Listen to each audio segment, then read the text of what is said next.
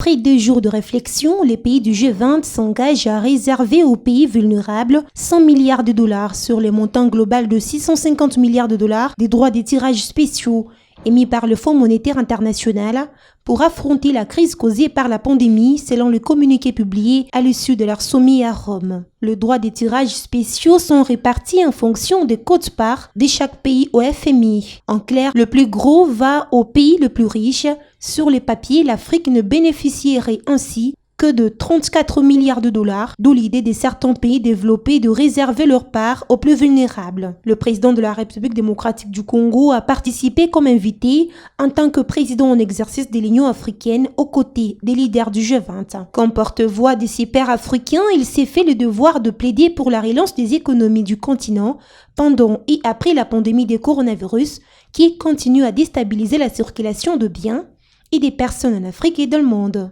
Félix Tshisekedi n'a pas raté l'occasion pour évoquer avec ses homologues de pays riches la mise à disposition de vaccins au profit de pays en difficulté. En effet, plusieurs pays dont l'Argentine, l'Australie, le Brésil, le Canada, la Chine, la France, l'Allemagne et l'Union européenne ont amplement participé aux échanges sur ces différents sujets aux côtés des 6 invités qui sont l'Union africaine, le NAPED, le Sultanat des Brunei, le Royaume de Pays-Bas, le Singapour et l'Espagne. C'est ainsi que ces 20 grandes puissances économiques et leurs 6 invités ont mis l'accent sur l'accélération de la vaccination contre le coronavirus à grande échelle pour sortir du piège de cette pandémie de Covid-19 en vaccinant d'ici mai 2022 plus de 70% de la population mondiale. Sur l'épineuse question du climat, ils ont renouvelé leur engagement pour les solutions écologiques qui seront débattues au COP26 dans quelques jours à Glasgow et la reprise de l'économie mondiale post-Covid avec la matérialisation des résolutions du sommet de Paris de mai 2021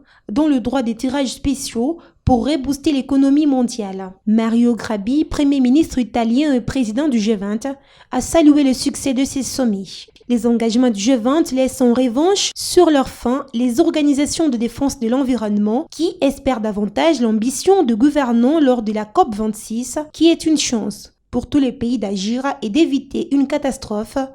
climatique.